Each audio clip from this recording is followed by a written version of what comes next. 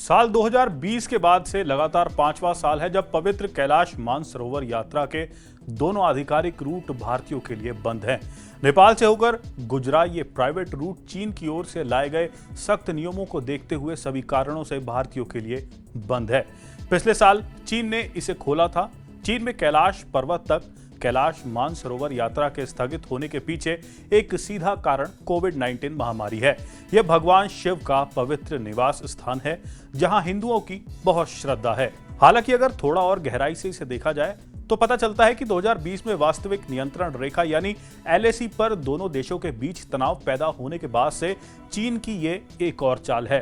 News 18 को कैलाश मानसरोवर यात्रा को लेकर विदेश मंत्रालय की ओर से RTI के जवाब मिले हैं, जिसमें 2013 और 2014 में चीन के साथ साइन किए गए 2 समझौतों की कॉपी भी शामिल है। इन दोनों ही समझौतों से ये साफ होता है कि चीन बिना किसी सूचना के एक तरफा समझौता को खत्म नहीं कर सकता है। वे कहते हैं कि कोई भी बदलाव दोनों पक्षों की सर्वसम्मति से होना चाहिए।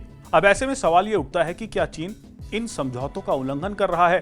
पहला साइन 20 मई 2013 को तत्कालीन विदेश मंत्री सलमान खुर्शीद और चीन के तत्कालीन विदेश मंत्री वांग यी के बीच हुआ था। इससे यात्रा के लिए लिपू लेक पास रूट खुल गया था।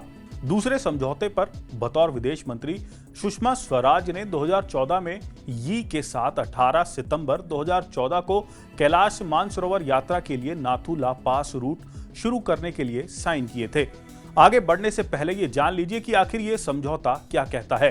पहला कहता है कि प्रोटोकॉल 2013 में साइन करने के दिन से लागू हुआ और 5 साल के लिए वैध होगा और इसे दोबारा 5 साल के लिए अपने आप बढ़ाया भी जाएगा। ऐसा तब तक होता रहेगा जब तक कि कोई भी एक पक्ष दूसरे पक्ष को 6 महीने पहले रिटर्न में एक नोटिस देकर ये नहीं बता देता कि वो अब इस प्रोटोकॉल को खत्म करना चाहता है। समझौते में ये कहा है दोनों पक्ष सर्वसम्मति से जरूरतों के हिसाब से प्रोटोकॉल में बदलाव कर सकते हैं।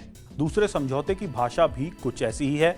इसके अलावा पहले समझौते में कहा गया है कि हर साल बड़ी संख्या में भारतीय तीर्थ कमर्शियल टूर ऑपरेटर और ट्रैवल एजेंट के जरिए माउंट कैलाश और मानसरोवर की यात्रा करते हैं। समझौते में कहा गया है कि चीन की सरकार इन तीर्थ यात्रियों को अपने घरेलू कानूनों और नियमों के अनुसार जरूरी सुविधाएं और मदद करने के लिए सहमत है। तो वहीं अगले समझौते में भारतीय तीर्थ यात्रियों को नाथुला पास के जरिए चीन में एंट्री करने या बाहर निकलने की परमिशन दी जाती है। इस रूट के तौर तरीकों को देखरेख राजनयिक चैनलों के जरिए किया जाता है। भारतीयों के लिए तीसरा ऑप्शन ये है कि वो पहले नेपाल जाएं और फिर प्राइवेट ऑपरेटर की मदद से चीन में एंट्री करें। इन सभी मामलों में भारतीयों को माउंट कैलाश और मानसरोवर की यात्रा के लिए चीन के वीजा की जरूरत पड़ती है। ऐसे में जब दोनों आधिकारिक रूट बंद हैं, तब चीन ने पिछले साल नेपाल की ओर से अपनी सीमाएं तो खोल दी, लेकिन विदेशियों को खासकर भारतीयों के लिए नियम खड़े कर दिए और फीस में बढ़ोतरी समेत कई तरह के प्रतिबंध भी लगा दिए, जिससे भारतीयों के लिए नेपाल से होते हुए माउंट कैलाश तक जाना असंभव हो गया है। इस साल जनवरी में 38 भारतीयों ने हवा में 27,000 फीट की ऊंचाई से माउंट कैलाश के हवाई दर्शन कर एक नया रिकॉर्ड बनाया। उन्होंने नेपाल के नेपालगंज से कैलाश मानसरोवर के दर्शन फ्लाइट के जरिए किए। भारत ने भी अपने इलाके में उत्तराखंड के पिथौरागढ़ के धारचूला में लिपू लेक चोटी पर एक जगह तैयार की है, जहां से जल्द ही कैलाश पर्वत के महज 50 किलोमीटर की दूरी से साफ दर्शन किए जा सकते हैं। इस महीने की शुरुआत में उत्तराखंड सरकार ने घोषणा की थी कि तीर्थयात्री इस साल 15 सितंबर से इस जगह से कैलाश पर्वत के दर्शन कर सकेंगे। इसमें लिपू लेक की गाड़ी की मदद से पहुंचा जाएगा। इसके बाद माउंट कैलाश को देखने के लिए उस जगह तक पहुंचने के लिए लगभग 800 मीटर की पैदल यात्रा करनी होगी।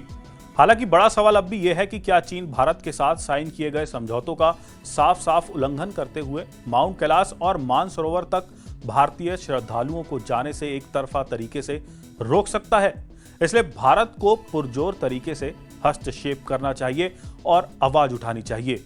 ऐसी खबरें पाते रहने के लिए हमारे चैनल मनी कंट्रोल को सब्सक्राइब करें।